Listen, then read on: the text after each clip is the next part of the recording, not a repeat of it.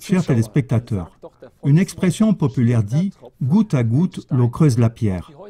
L'émission d'aujourd'hui doit aussi contribuer à faire écrouler les bastions de pierre de ceux qui déstabilisent et paupérisent les peuples intentionnellement et depuis longtemps. Un exemple actuel en Europe est la privatisation, un vol de plusieurs milliards sur ordre de la Troïka.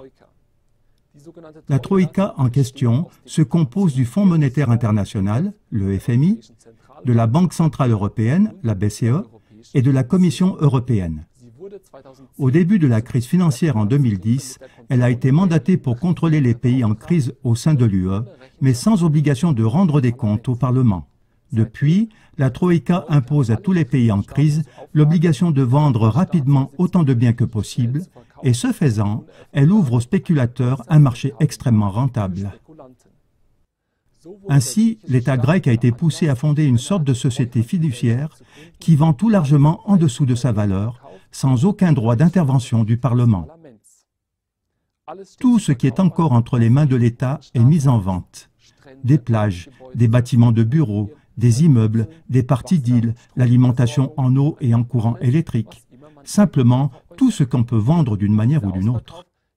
Cette liquidation est accompagnée de transactions sous la table, surtout quand il s'agit de projets de plusieurs milliards.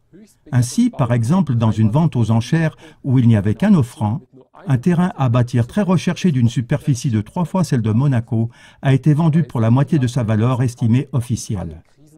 Et la Grèce n'est pas un cas isolé. Dans tous les pays en crise, les citoyens perdent des milliards lors de la liquidation de biens publics qui en fait leur appartient à eux. La question se pose.